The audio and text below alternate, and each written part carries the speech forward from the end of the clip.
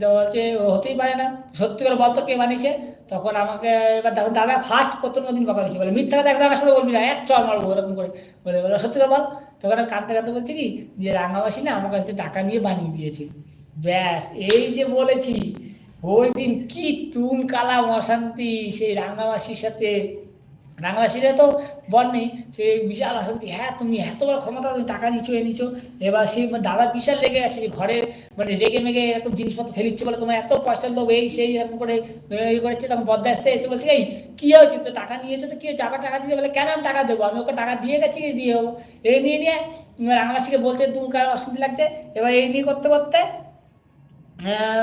বদ্দা এবার না আমাকে রাঙামাসি একটা চড় মেরেছে। চড় মেরেছে, এবার রাঙামাসি ভাসুর এসে বলছে এই তোরা কী রে, একটা ছেলেকে নিয়ে এরকম করছিস ও করছিস ও করছিস। রাঙামাসি বলছে ও মার এত এসে যাওয়া ব্যাপার এই এবার এই নিয়ে আছে। এবার ভাসুরের সাথে দুই এক কথায় দাদার লেগে গেছে ঝামেলা।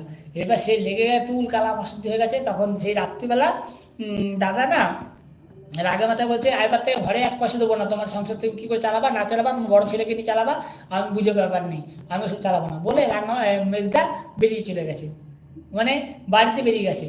বলে শালা তোমাদের পয়সা অভাব, তুমি বাচ্চা ছেলেটাকে নিজে বলে বেরিয়ে গেছে। এবার তো শালা আমি একা ঘরে, আমি শালা মেজদা তো ছিল বাঁচানো, এ তো বেটা বেরিয়ে গেছে, এবার তো আমি তো এদেরও কেস খাবো আজকে, মারও খাবো। আমি ভয় পাচ্ছি। লাস্টে এবার দেখলো কি আমার উপর রাঙামাসি তো রেগে আছে বিশাল বিতারা, মানে শুনতে হবে। এবার লাস্টে বদ্দা দেখলো না বাবুকে এখানে রাখলে ওর কপালে বিশাল দুঃখ আছে, রাঙামাসি ওর মানে বদ্দার মা ভালো না তো দেবে, কারণ বদ্দা বললো কি এই তুই যারা কাজ করতে চাও তো চ আমার সাথে চাও। তো বলছে কি যে ওকে কোথায় নিয়ে যাবি না, রাঙামাসি বলছে হ্যাঁ নিয়ে যা নিয়ে যা, আমার ঘরে এসে কাল একটা এই একটা ওই একটা এসে বলছে যেখানে যাবে জ্বালিয়ে খাবে মানে শান্ত মানে এরকম বলেছে। তোর বদ্দা আবার জামা কাপড় নিয়ে গেছে, জামা পড়েছে, পরে দিদাকে বাড়িতে নিয়ে গেছে, দিদার বাড়িতে গিয়ে মানে আমার মার কাছে মামাবাড়ি থাকতাম তো, বাবা মারার পর মামাবাড়ি থাকতাম, মা দিদার কাছে ছিলাম। তখন দিদা বাড়ির কাছে দিদা ছিল না, তখন দিদা মারা গেছে। তারপর দিদা বাড়ি থেকে মা তখন কাজ করতো, এসে বলছে যে ভাই এখানে থাক এই করুক। তারপরে ওরকম থাকা পরে এবার মা কী করতো বলো তো, মা কাজে যেত, ওই জন্য আমার টাইম যেত না, আমি সারাদিন পড়তাম টড়তাম আর খেলতে যেতাম, আবার এসে পড়তাম আবার খেলতে যেতাম আবার এনসি করতাম।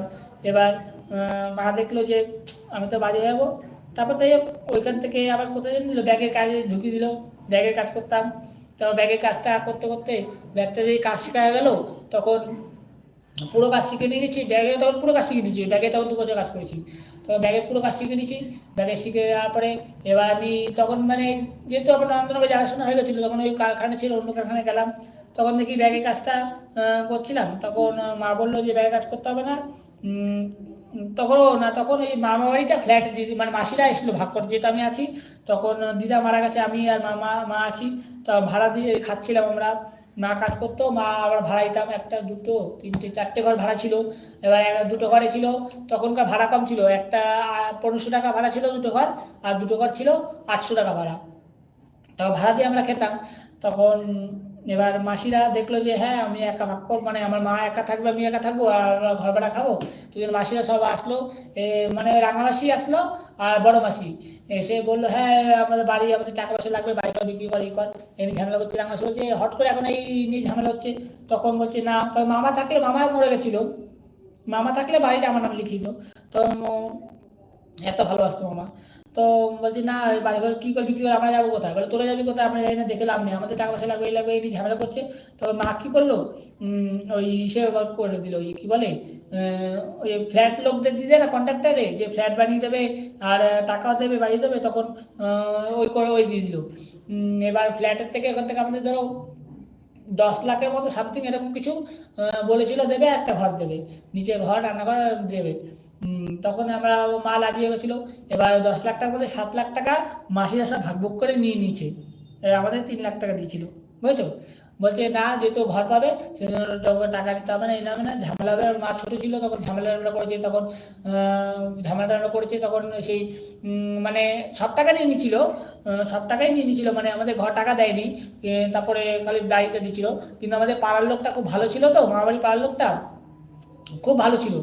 এবার তখন পাড়ার লোক এসে ঝামেলা টামেলা করলো, যেই টাকা পয়সা নিয়েছি, কিন্তু পাড়ার লোক সবাই মিলে আমাদের জোর জবরদস্তি 3 লাখ টাকা করে দিল, 3 লাখ টাকা দিল, আর বাকি ওই 4 মাসেই 10 লাখ টাকা ভাগ করে নিল।